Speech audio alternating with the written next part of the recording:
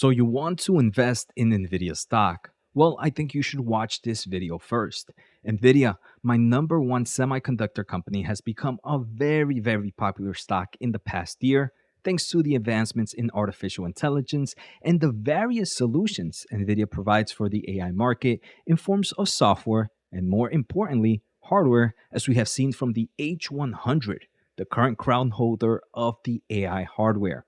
In today's episode, I want to do the following: give a clear explanation in 8 minutes or less of the various steps needed to design a chip like the H100.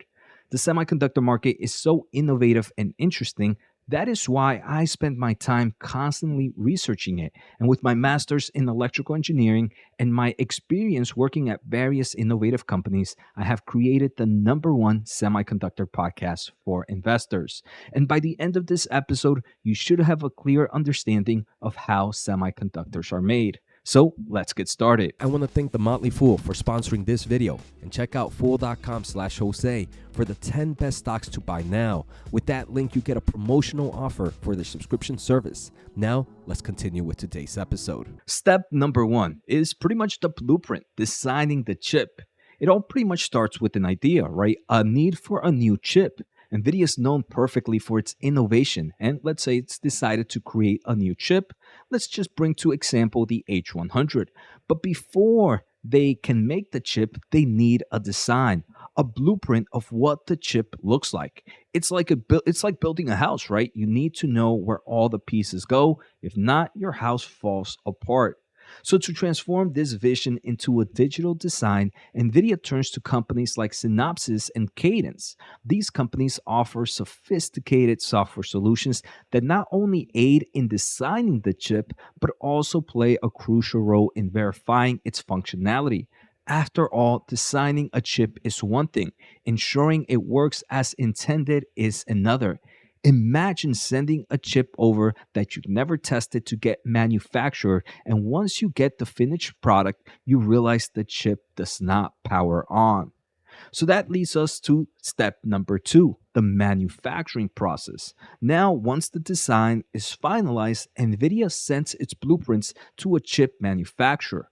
This is where the physical form of the chip begins to take shape. And the art of manufacturing is pretty exciting. Chip manufacturing is an art and a science. Chips come in various shapes and sizes, and not all foundries are the same. Some specialize in cutting edge, smaller chips, while others focus on older, more established technologies, and some focus on all.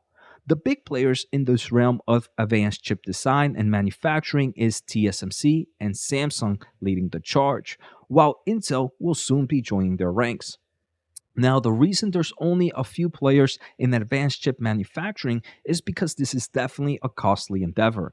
This small circle of companies exists because advanced chip manufacturing technology requires colossal investments and continuous innovation. So, not every company can focus on buying new equipment every so often, spending billions on capital expenditures. For example, in most recent earnings call from Intel, Pat, the CEO of Intel, mentioned that it takes roughly $10 billion to get an advanced manufacturer plant up and running. Before we go into the next step, I hope you are enjoying the episode. And if so, please hit the thumbs up and the subscribe button to support the channel. I'm currently on the road to try to hit 40,000 subs by the end of the year. Finally, if you want to support the channel a little bit more, check out my special offer at fool.com/Jose. Now, let's get back to the episode. So now this brings us to step number three, right? First was the chip design process. Second was choosing your builder or choosing the manufacturer. Now it's actually understanding the complex world of chip assembly. More than just chips, right? Chip manufacturing isn't just about creating the silicon part. It involves a complex process called packaging. This is especially true for AI chips used by NVIDIA, which are akin to thousands of chips in one, needing advanced packaging techniques. You might have heard that the H100 has special type of memory used from various memory companies like Micron Technology. So while you manufacture the chip and you have a silicon, then you have to put this chip together to have a finalized product. Now, there are various equipments behind the scenes. Various specialized equipment is needed at each step of this process. Companies like ASML and Lam Research are key players for your more traditional manufacturing steps. But there's also small players providing unique technologies for different manufacturing stages. For example, AI chips need special advanced packaging process that other chips don't need. So there are equipment companies that provide these types of solutions. Now there's also ensuring perfections. There are also semiconductor equipment companies that focus on things like metrology. This is a fancy word of inspection of chips to make sure, hey, yields are going right, there's no defections, there's no deformation or anything wrong with the chip. There's other companies that deal with final testing. Once the chip is completely finished, they make sure everything works as intended. Now, step number four is pretty much the final destination. It goes into the market. Once the chips are ready, NVIDIA has the option. They can either sell these chips individually or they can be integrated into complete systems by OEMs, original equipment manufacturers. Here you can see things like servers, like laptops, like desktops.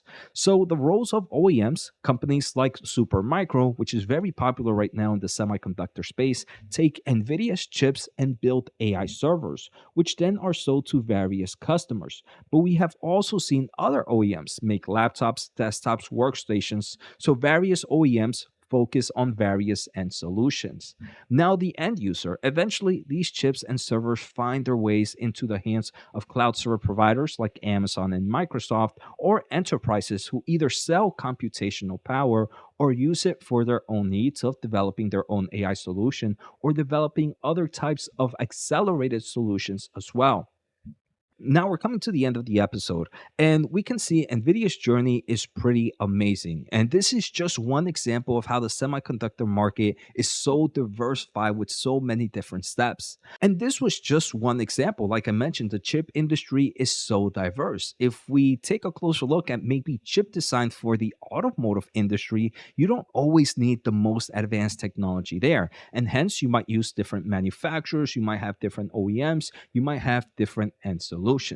So now I hope this episode helped you understand the semiconductor process a little bit more. I am currently working on an episode on why you should be bullish in the semiconductors market outside of AI. But I thought this episode was needed before I released it. So if you haven't, make sure to hit the subscribe button, and the new episode should be out within the upcoming days. Have a good day, take care, and bullish on Nvidia for sure. So see you next time. Now, if you guys have any questions coming out of this episode, feel free to let me know in the comments below. I'll try my very best to kind of answer any steps that I might have missed or might have gone a little bit too fast. But this was more to kind of create a nice overview of the semiconductor market and the different types of companies and investment ideas that you can kind of come up with by just learning how this space is truly diversified. So I hope you guys enjoy it one more time. Take care, have a good day, and see you next time.